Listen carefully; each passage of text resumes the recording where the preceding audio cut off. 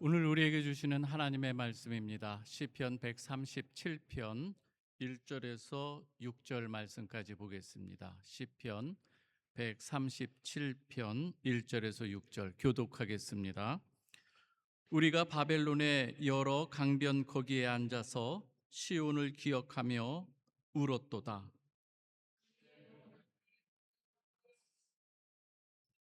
이는 우리를 사로잡은 자가 거기서 우리에게 노래를 청하여 우리를 황폐하게 한 자가 기쁨을 청하고 자기들을 위하여 시온의 노래 중 하나를 노래하라 함이로다. 예루살렘아, 내가 너를 잊을진대 내 오른손이 그의 재주를 잊을지로다. 예루살렘을 기억하지 아니하거나 내가 가장 즐거워하는 것보다 더 즐거워하지 아니할진대 내 혀가 내 입천장에 붙을지로다. 아멘. 요즘은 하루가 얼마나 빠른지 모릅니다. 또 일주일이 얼마나 빠른지도 모르고요. 한 달이, 그리고 벌써 여러분 올해 신년 예배를 드린 지 벌써 중반을 지나고 또 하반기를 우리가 달려가고 있지 않습니까? 세월의 빠름뿐만 아니라 우리 문명의 이기의 이 발전 속도는 우리가 감히 상상할 수 없을 정도로 빠르고 또 우리가 따라갈 수도 없습니다. 참 여러 가지 이 속도에 대한 이야기들이 많은데 우리가 살아가면서 뭔가 이렇게 급히 그리고 바쁘게 느껴지는 그러한 일들, 이 속도전이 우리의 삶 속에도 너무나 많이 침투해 들어온 것을 볼 수가 있습니다. 자녀의 교육뿐만 아니라 회사에서의 이 진급 문제, 그리고 경쟁 사회 속에서 참 살기에 급급한 모습들이 우리 성도들 안에도 얼마든지 많이 나타나는 것 우리가 자주 볼 수가 있습니다. 바쁜 일상 가운데서 우리가 놓치는 일들이 많이 있죠. 소중한 것들을 놓칠 때가 많이 있어요. 깊은 관계 가운데 있었던 우리 사람들과의 관계도 때로는 바쁜 일상 가운데 좀 소원해질 수도 있고요. 뜨겁게 기도하던, 또 한때 우리가 젊었을 때 뜨겁게 기도했던 우리의 그 소중한 이 믿음의 그 순간들, 그때 다짐했던 그러한 일들이 결혼하거나 또 우리가 바쁜 일상을 보내면서 어느덧 내 기억 속에서 희미해지는 일들이 너무나도 많다고 하는 것이죠. 하나님 앞에 고백했던 이 첫사랑도 어느덧 기억이 나지 않을 때가 너무나도 많이 있는 것이죠. 언제부터 내가 이렇게 됐는지, 그 첫사랑의 그 모든 그 순간들 어디에서 떨어뜨렸는지조차 모를 정도로 우리가 살아갈 때가 있습니다. 사랑하는 우리 성도 여러분들, 우리가 함께 읽은 이 시편 137편은 어찌 보면 이스라엘 역사 중에 가장 어둡고 처참했던 이 시절, 이 바벨론 포로 중에 한 복판에서 터져나온 마치 핏빛 섞인 이 통곡의 의미를 담고 있기도 합니다. 하지만 이 시편 137편은 단순한 이 포로의 슬픔으로 끝나는 게 아니죠. 오히려 이 시편 137편은요, 하나님께서 이 포로기라고 하는 이 고난을 통해서 하나님을 기억나게 하고 하나님의 말씀을 기억나게 하시는 이 모든 이 과정을 통해서 자기 백성을 어떻게 해요? 다시금 하나님 앞으로 나오게 하는, 그리고 이 시편 기자를 통해서 그 후대에게 무엇을 전해야 할까를 오늘 이 말씀을 통해서 우리에게 던져주고 있다고 하는 것입니다. 오늘 이 본문 가운데 나오는 히브리 이 노예들의 이 처절한 이 통곡 소리들, 오늘을 살아가는 우리 여러분들과 저를 포함해서요, 정신없이 이 바쁘게 살아가는 가운데 정말 소중한 것을 우리가 놓치고 또 간직하고 기억해야 될 이 모든 것을 상실해가는 이 시대에 우리에게 주는 메시지이기도 한 것이죠. 오늘 이 1절을 통해서 우리가 본문의 배경을 좀 살펴보면 이렇습니다. 한번 같이 읽어보겠습니다. 137편 1절입니다. 한번 1절을 생각해 보면서 한번 같이 읽겠습니다. 시작. 우리가 바벨론의 여러 강변 거기에 앉아서 시온을 기억하며 울었도다. 이 시편 31편에는요, 이 기억이라고 하는 단어가 굉장히 여러 플롯을 이루어가고 있는데요. 우선 이 바벨론은 여러분 어떠한 도시인가를 한번 좀 생각해 보시면 좋겠습니다. 여러분들은 뭐 학창 시절 다 공부 잘했지 않습니까? 그렇죠? 뭐 전국을 통틀어서 그 어딘가에 등수에 있잖아요, 그죠? 그러니까 전국을 누비던 여러분들의 실력이 있기 때문에 여러분 우리 문명의 4대 발상지 하면 어디겠습니까? 어디 생각나지 않겠습니까? 인더스 문명부터 해서 이집트, 그렇죠? 나일강을 중심으로 한 그 문명의 발상지 애굽에 있지 않습니까? 또 어디겠습니까? 황하 문명이 있지 않습니까? 그 다음에 문명의 발상지라고 할 수 있는 메소포타미아 문명이 있지 않습니까? 바로 오늘 이 본문의 배경이 바로 메소포타미아 문명 발상지였던 티그리스 유프라테스 강을 중심으로 했던, 그죠? 이 달의 문명이라고 할 수가 있습니다. 애굽의 문명을 해 문명지라고 한다면 여기는 비옥한 초생딸 지역 아니겠습니까? 여기에서 일어나는 일들이었어요. 그 당시에 이 문명의 발상지는 예루살렘과 그곳 바벨론하고는 문명의 어떤 그러한 것을 비교해 볼 때 여기는 그 당시 수세식이었다면 여기는 말해도 될지 모르겠어요. 허세식이라고 할 수가 있는, 너무나도 그 문명의 차이가 있는 이런 곳이죠. 이 문명의 기반이 어디에서 일어났을까 또 생각해 볼 때에 이 수로와 이 운하 시스템인데요. 오늘 시인이 굳이 이 바벨론 강들이라고 이렇게 복수로 표현하는 것을 볼 때에 단순하게 유프라테스 티그리스 강 그 정도가 아니라 그 당시에 이 바벨론 문명을 일으키는, 그리고 이 메소포타미아의 그 문명을 일으키는 가장 중요한 기반이 되는 수로와 운하 시스템에 거기에 동원되는 것을 우리가 생각해 볼 수가 있는 것이죠. BC 597년경 이스라엘 백성들이 포로로 끌려와서 지금 바벨론의 이 운하와 이 수로 공사 현장에 지금 투입되어 강제 노역을 하고 있는 이 상황을 여러분 한번 생각해 보시기 바랍니다. 그렇다면 이 포로민들이 바벨론의 여러 강변에 앉아서 시온을 기억하며 우는 이유가 무엇인가? 오늘 1절에서 시온을 기억하며 울었다고 이렇게 기록을 하는데요. 그 이유가 무엇입니까? 단지 울었다고 하니까 언뜻 고향을 생각하면서 실향민으로서 그냥 고향 생각이 나서 고향이 그리워서 못 가는 신세 정도로 지금 자기 신세를 한탄하는 것인가? 이민자의 울음을 이야기하는 듯 들리지만 실상은 어떻습니까? 3절에 보면 그 이유가 분명하게 나옵니다. 우리 3절 한번 같이 읽어보십시다. 시작. 이는 우리를 사로잡은 자가 거기서 우리에게 노래를 청하며 우리를 황폐케 한 자가 기쁨을 청하고 자기들을 위하여 시온 노래 중 하나를 노래하라 함이로다. 물론 이 군대 갔다 온 사람들은 군대에서 고참이 노래 일발 장전하면은 거기서 진짜 꼼짝없이 불렀던 그런 기억도 있는데 이건 그 정도가 아닌 거예요. 포로민들을 향해서 야, 너희가 예루살렘에서 노래하던 그 곡들 있지? 잘 부르던 어떤 그 찬양 한번 해봐. 너희 하나님 노래 한번 들어보자.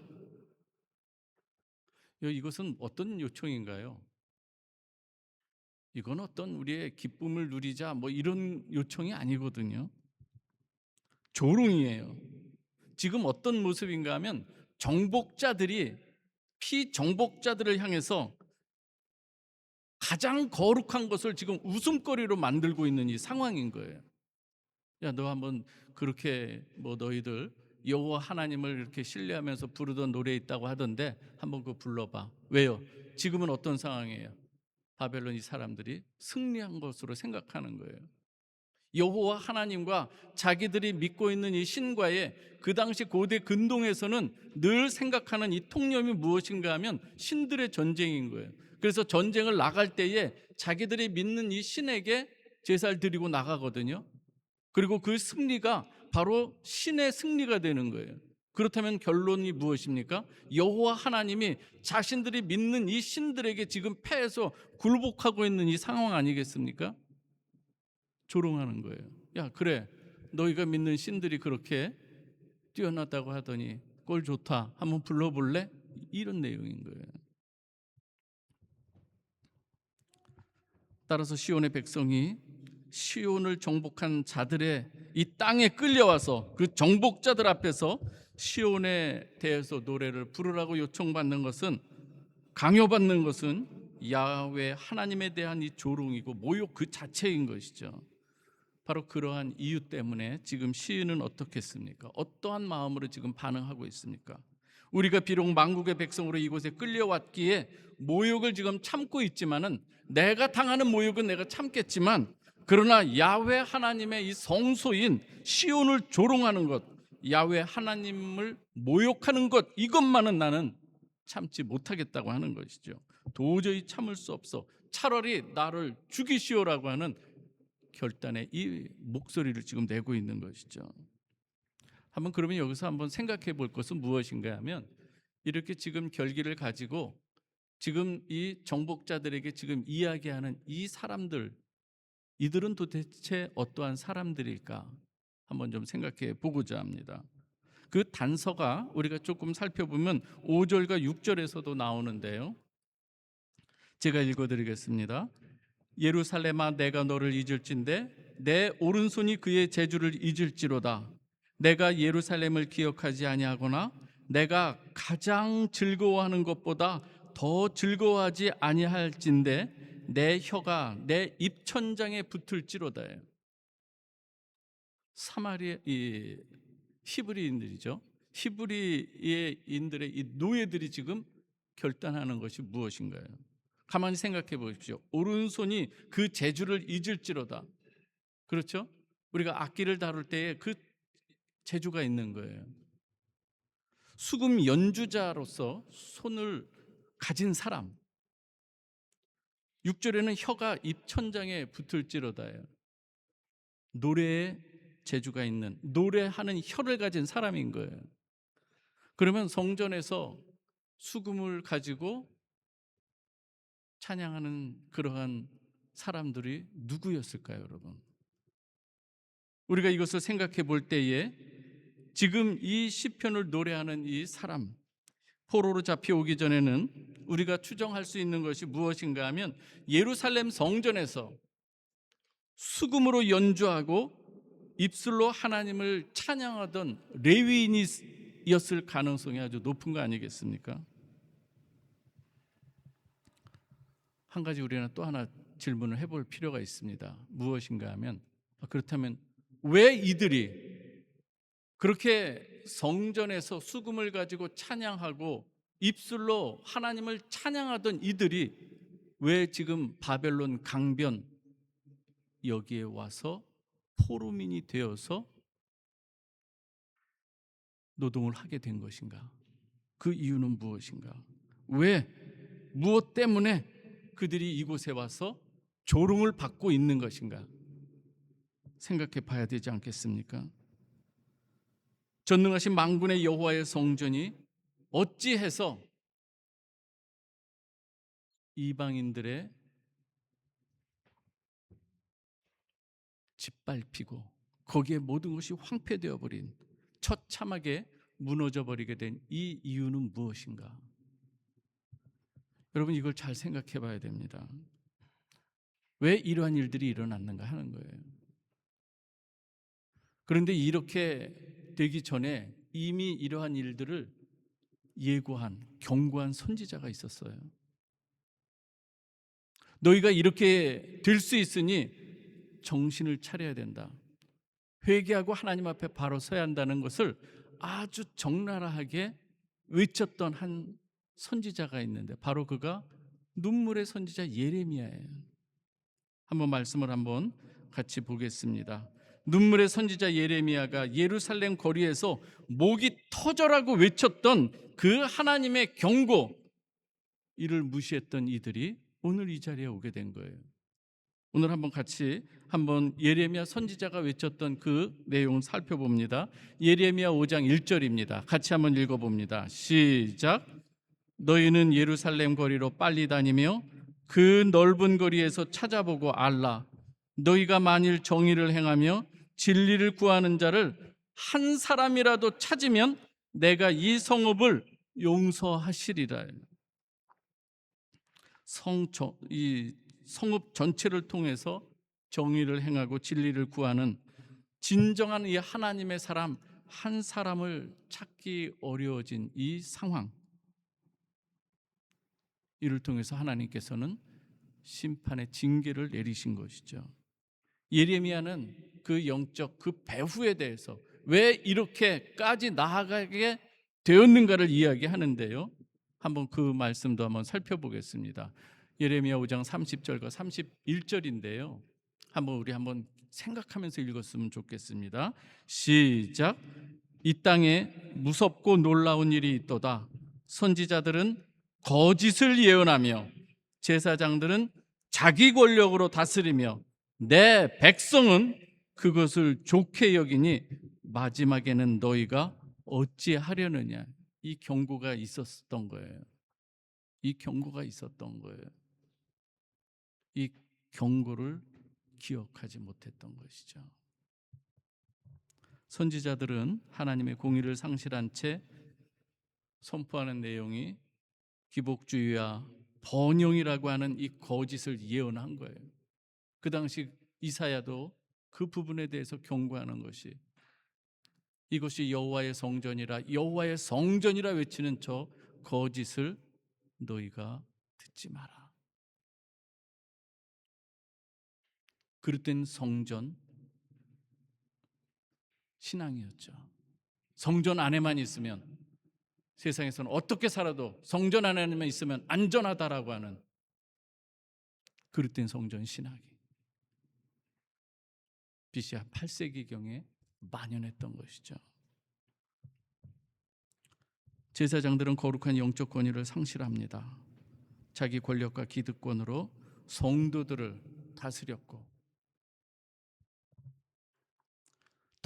더 놀라운 것은 무엇인가 하면 백성들조차 어떻게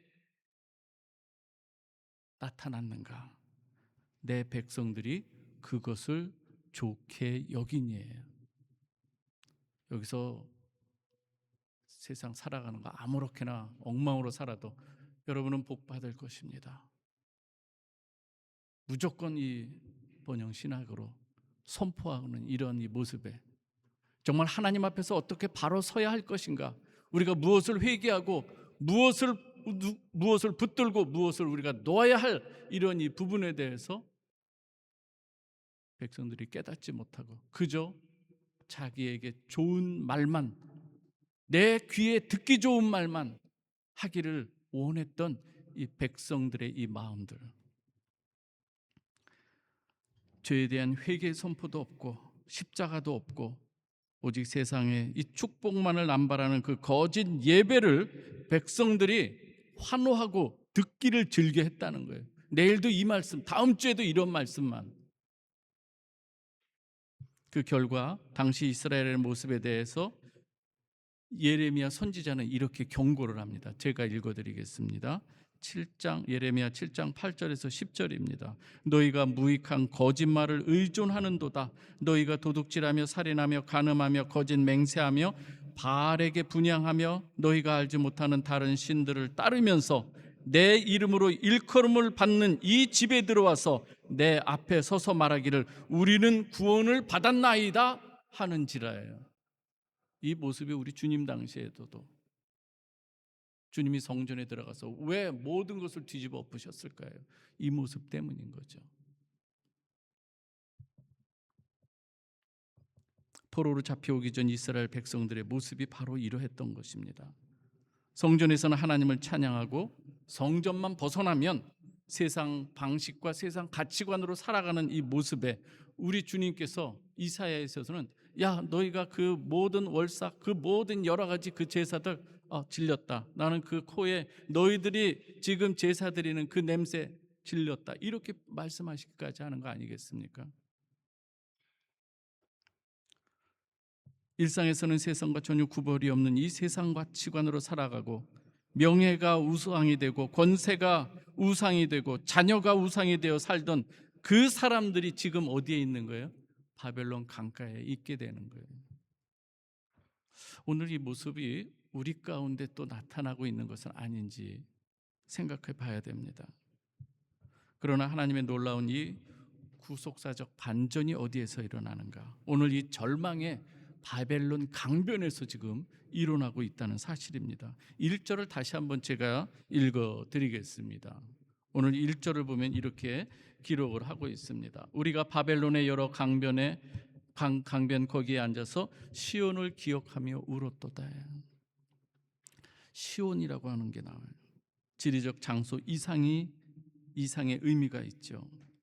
하나님의 보좌, 하나님의 임재와 통치가 있는 곳, 하나님께서 왕으로서 다스리는 그 영광스러운 이 현실을 이 시온이라고 하는 것으로 담아내고 있는 것입니다. 히브리 노예들이 지금 바벨론 강가에서 그리워하고 사모하는 것은 단지 고향에 내 그리운 우리 친척과 어떤 이런 이 고향 땅을 그리워하는 것이 아니라 지금 히브리 노예들이 바벨론 강가에서 그리워하고 사모하는 것은 하나님의 통치와 다스림에 대한 그 하나님의 말씀이 옳았다고 하는 것을 지금 깨닫고 이제는 문명의 아주 이 창대하게 꽃을 피우고 있는 이 바벨론이라고 하는 곳에서 요즘 같으면 오히려 바벨론으로 유학을 보내고 자녀를 거기서 교육시키고 싶은 마음이 더 들었을 거 아니겠어요? 오히려 그곳에서 바벨론의 그 문화, 거기에 유혹 속에서 오히려 자신의 신앙을 다시금 부여잡고 있는 이 모습인 거예요. 거기에서 시온을 향해서 기억하며 우는 거예요. 하나님의 통치에 그리고 하나님의 다스림을 받으면서 우리가 살았어야 하는데 그러면서 그 하나님을 사모하는 이 모습인 거예요. 그 하나님의 임재 아래에서 예배하던 그때를 여러분 이것이 어떻게 그들의 마음이 변화됐는가? 포로라고 하는 모질고 혹독한 이 심판의 과정을 통과하면서 이 히브리 노예들의 이 영원한 이 히브리 노예들의 영혼에 거룩한 지금 변화가 지금 일어나고 있는 것이죠. 모든 것을 잃어버린 이 비참한 노예의 자리에서 비로소 하나님의 통치와 주권이 얼마나 소중한가, 참된 예배자로 거듭날 것을 지금 결단하는 이 모습인 거예요. 말씀드린 대로 바벨론은 세계에서 가장 문명이 발달한 곳이었습니다. 어쩌면 잡혀오기 전에 그런 데서 살았으면, 그런 곳에서 자녀를 교육시켰으면 소망했을지도 모르겠어요. 그런데 지금 그들이 바라보는 것은, 사모하는 것은 오히려 황폐해진 예루살렘이고 시온입니다. 왜 그렇습니까? 예레미야 선지자들을 통해 자신들을 징계하시는 하나님의 본심을 깨닫기 시작하는 거예요. 히브리서 12장 9절 이하에 보면 이렇습니다. 오직 하나님은 우리의 유익을 위하여 그의 거룩하심에 참여하게 하신다는 것. 아비가 자녀에게 채찍을 드는 이유가 올바로 서기를 원하는 그 아비, 그 하나님의 마음을 비로소 이들이 깨닫기 시작하는 것이죠. 그래서 찬란한 문명보다 하나님의 통치가 더 영광스럽다는 것을 지금 깨달으면서 결단하는 내용이 무엇입니까? 찬양하던 내 손에 재주를 잃어버리고 내 혀가 입천장에 붙어서 평생 벙어리가 될지라도 내 삶의 최고의 기쁨과 우선순위는 오직 하나님 나라와 그분의 영광에 나는 우선을 두겠습니다 라고 결단하고 있는 이 모습인 거예요. 무엇이 그들을 이토록 변화시켰는가? 시편 119편 67절에는 고난당하기 전에는 내가 그릇 행하였더니 이제는 주의 말씀을 지키나이다. 하나님의 백성들의 특징은 무엇인가 하면 내가 그릇 행할 때에 어떤 땐 그런 생각이 드는 거예요. 내가 이렇게 살면 안 되는데, 그런데 여전히 실상에서는 여전히 그 일을 해요. 이러면 안 되는데. 그럴 때 하나님께서 하나의 깨달음을 주는 어떤 이 고난을 허락할 때에 하나님의 백성 거기서 깨닫는 거예요. 빨리 돌이키는 거예요. 복 있는 자가 무엇이라, 누구라고요? 복 있는 자는 시편 1편에서도 말하고 있잖아요. 자주 말씀드리지만 시편 1편에서 무엇을 얘기하고 있습니까?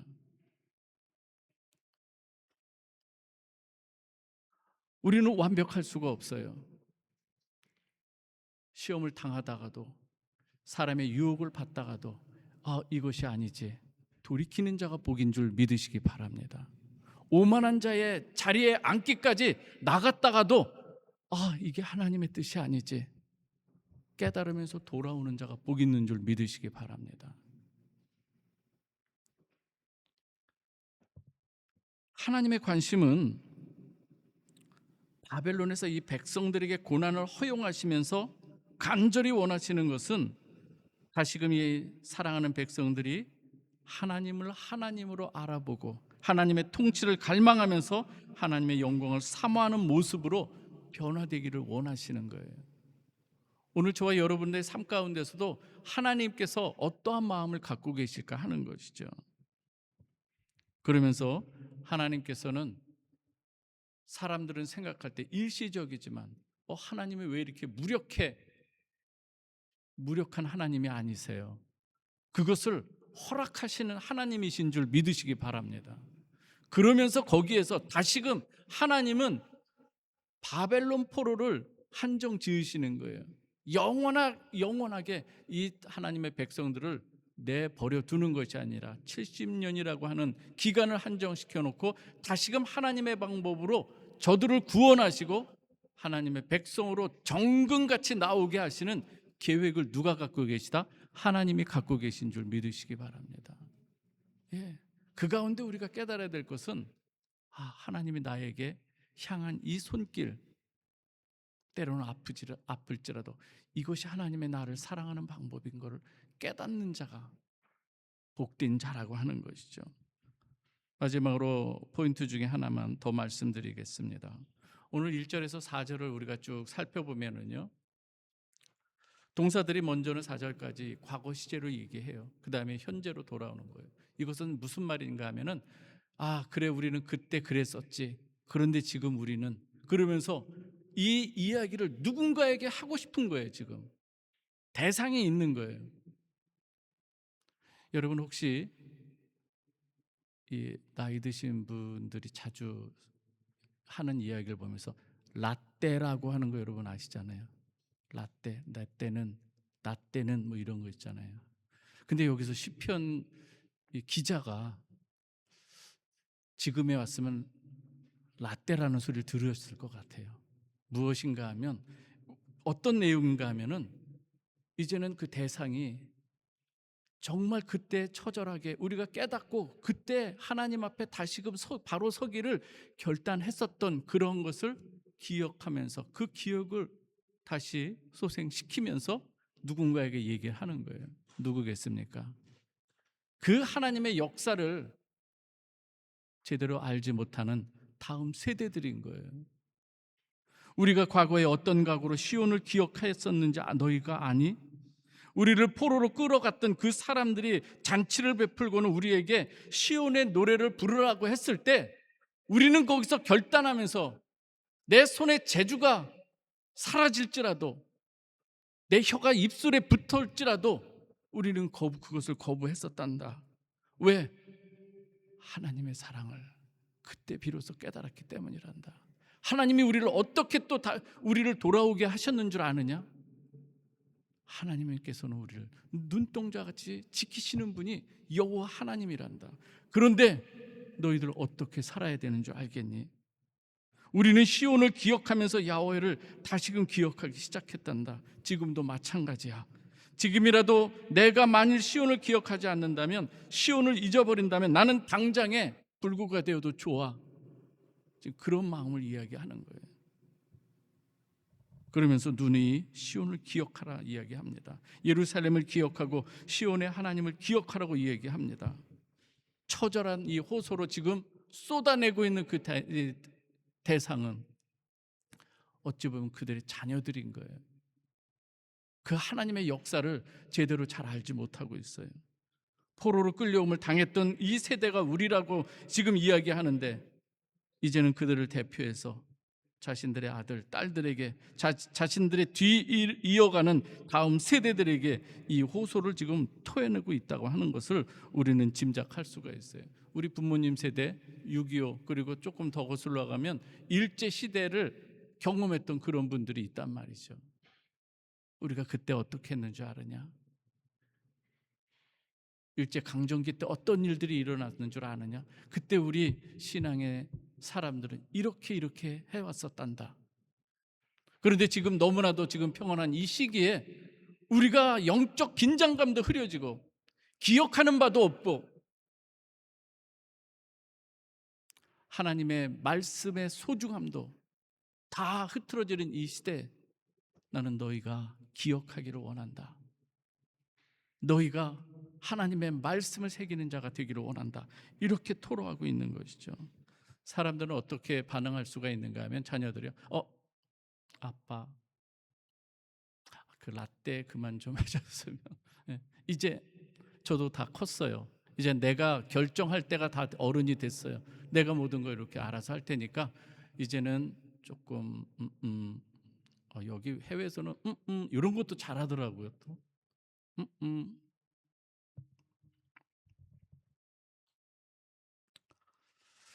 여기 이 바벨론 사람 보세요. 여기 이 프라 사람들 보세요. 하나님을 믿지 않는 무신론자가 70% 이상이 되는 이 도시 한번 보세요. 하나님 없이도 얼마나 잘 살고 있지 않아요? 라고 반응할 수 있는 그 일들 아니겠습니까, 여러분? 이런 상황 속에서 우리 과거에 어떤 처절함으로 시온을 기억했는지 아느냐? 애야, 시온을 기억해야 된다. 기억해야 된다. 하나님을 기억해야 된다. 끊임없이 기억을 이야기하고 있습니다. 이게 시인의 의도이기도 한 것이죠. 성경에서 기억이라고 하는 것은요, 단순히 과거를 떠올리는 행위가 아니라 하나님의 구원을 현재 삶 속에서 다시 살아내는 영적 행위가 기억이라고 하는 단어 속에 담겨 있는 줄 믿으시기 바랍니다. 이 기억을 흐리게 만드는 이 상황 속에 우리가 살고 있어요. 이번 한 주간 여러분들이 삶의 자리로 나아갈 때 어찌 보면 이 찬란한 이 문명의 이기 속에서 여러 가지 유혹 속에서도 여호와 하나님을 기억하고 예수 그리스도께서 우리에게 당부하신 그 말씀들 기억하면서 그 신앙을 지켰던 히브리 노예들이 행했던 이 결단, 우리가 일상 속에서 하나님을 향한 거룩한 예배자로 살아갈 것을 결단하는 저와 여러분 되시길 주님의 이름으로 축원합니다. 하나님께서 여러분과 함께 하심을 믿습니다. 기도하겠습니다. 아버지 하나님 감사합니다. 오늘 아버지 하나님 앞에 우리의 일상의 이 삶이 무늬만 여호와를 섬기는 자가 아니라 마음속 깊은 곳에서부터 우러나오는 믿음의 고백이 있는 우리 성도들이 되게 하여 주옵소서. 예수 그리스도의 이름으로 기도하옵나이다. 아멘.